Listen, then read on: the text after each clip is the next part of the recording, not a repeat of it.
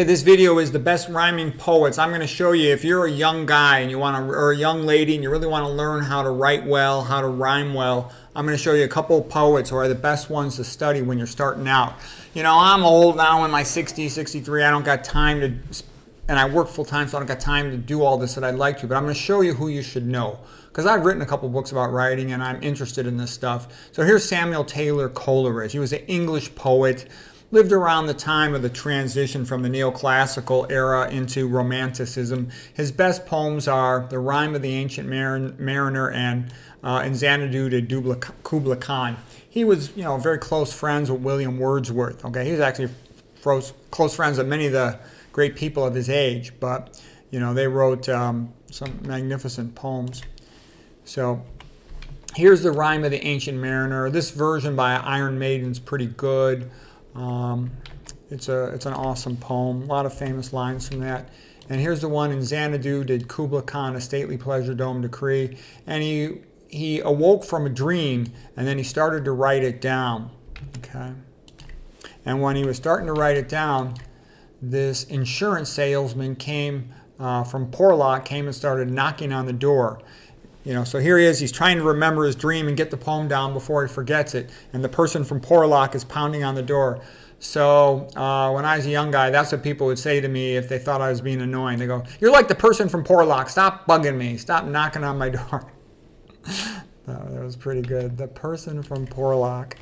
Okay, the next person that you want to know about if you're serious about learning how to write well, learn how to rhyme well, will be Robert Burns. And Robert Burns was a Scottish poet. He's sort of the Scottish bard, the most beloved of the Scottish poets. The classic is A Red, Red Rose.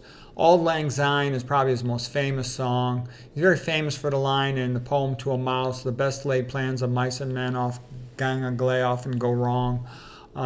Scots Wha Hae, that used to be the Scottish national anthem. My Heart's in the Highlands, though, that's my favorite song of his. But I'll show you some of the stuff. And I'm going to link to some of the songs from these guys in the description below. So here's Auld Lang Syne, a very common song for New Year's Eve. It was featured, of course, in the movie It's a Wonderful Life. It's one of the greatest movies of all time. It's a Wonderful Life. It's beautiful. And that's what real happiness is like. It's being with your family, that's where you'll find happiness. Women, you're not going to find that much happiness in your careers. 99.9% of you. You find happiness in your families. People don't know that, but it's true. And then I love this song. This is my favorite song of Bobby Burns. My Heart is in the Highlands. I'll have the link to this below. It's a great song. And this relates to the Scottish Highlands. Okay, the Scottish Highlands, they kind of, were part of the Bonnie Prince Charlie's rebellion in the around 1745, and the British kind of kicked the crap out of them and were very brutal to them. And then there was the Highland clearances. Luckily, Walter Scott wrote some novels about the Highlands, and like Waverley, for example, and that sort of turned public opinion in favor again of the Highlands. But they were rather magnificent, and the song sung by Peter Highlands, Loch Lomond, is just awesome. Okay, but I'll have the link to this one below. It's fantastic. Now, the greatest of the sort of 1800s romantic poets would be Edgar Allan Poe. And Edgar Allan Poe, out of all the poets and writers I ever read about, he had the saddest life. His mother died when she was about 24. He was just a young kid of tuberculosis. And then he sort of fell in love with his friend's mother, and she died of TB. And then he got married, and his young wife died of tuberculosis. Tuberculosis is a very common cause of death. About 25% of people in Europe died of TB, and it was probably about 15% or a little more than that in the USA. So it's a real common cause of death. They didn't even know about the Mycobacterium bacillus back in those days until Koch figured it out like in around the 1880s or so.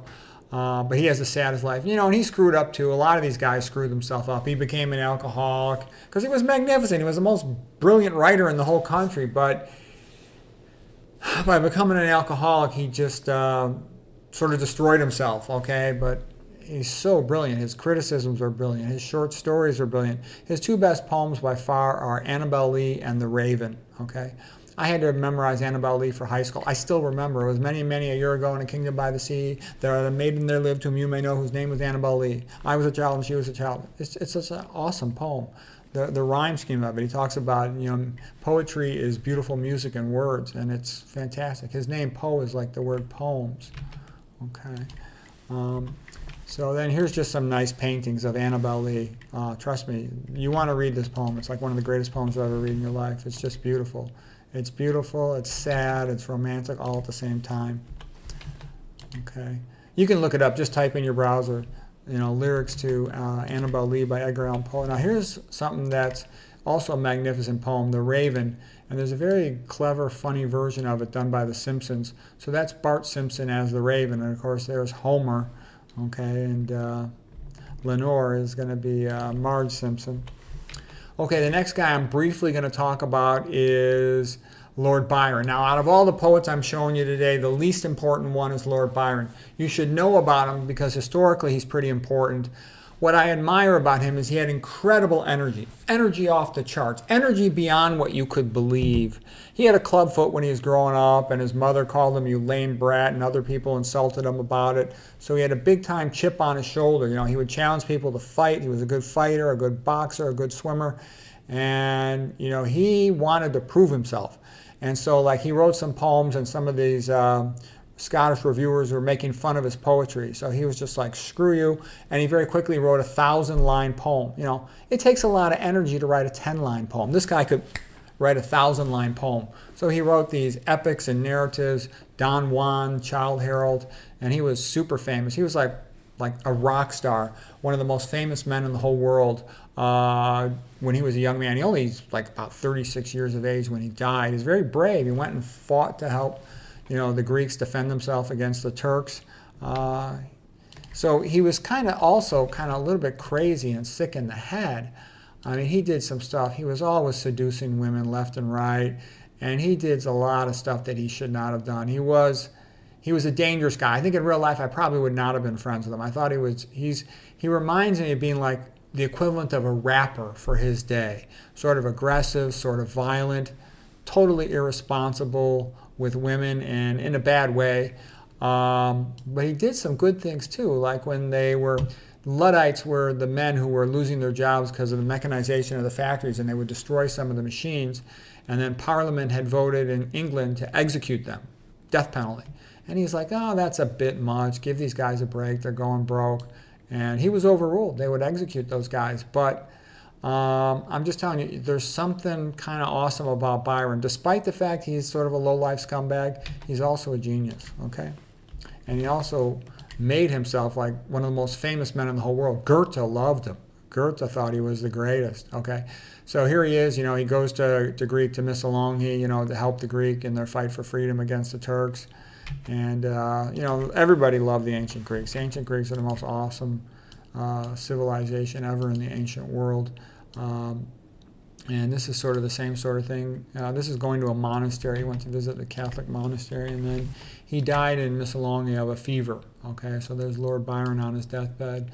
Clubfoot's covered up with a blanket, but he's a real heroic guy. I don't know, they might have made him an honorary citizen of Athens or something like that. They got the Olympian victor's wreath on there. The name of his poems are on there, like Childe Harold. And despite his poems are kind of difficult, but people really read them. They were super popular. I read stories like Ruskin and his father would read his poems. Now here's the guy who might be a surprise to you. This is Eminem. And my kid was listening to Eminem, I don't know, about 10 years ago or something, and I told him, turn that crap off. Eminem, this dirtbag scum of the earth, you shouldn't even listen to that guy. And my kid's like, no, Dad, you are wrong. Eminem is a genius. And I said, bullshit, he looks like a, sort of a white trash drug addict scumbag. My kid said, no, Dad, you're wrong. You study him, you'll see. And so I started to read about the poetry of Eminem, and I can tell you, Eminem is a poetry genius. He's the best one. He's same level or better than Edgar Allan Poe. If you look at the density of the rhyme scheme for some of these things, Rabbit Run, Lose Yourself, Love the Way You Lie, it's like some of the best poetry ever written in the history of the world. It's so good, you won't even believe it. You won't even believe how intelligent it is. It's not just one rhetoric scheme, rhyme scheme. It's like everything. Alliteration, assonance, consonants, all this internal rhyme. It's really magnificent. That's why it's so popular. That's why it's so compelling, because it's extraordinarily good. Mockingbird's a great song about his daughter. Rabbit Runs, more like about the difficulties in his life. Love You Lie, Love the Way You Lie with Rihanna is a fantastic song.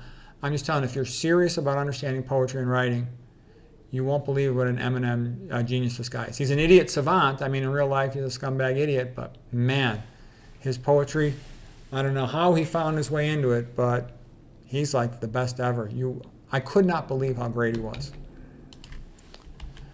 Okay, here's just one of his rhyme schemes. You know, when you're trying to write a poem, you write out the rhyme schemes, and then you sort of use these words as you go along once you figured out what the rhyme scheme is. And this is like an example of one of those rhyme schemes.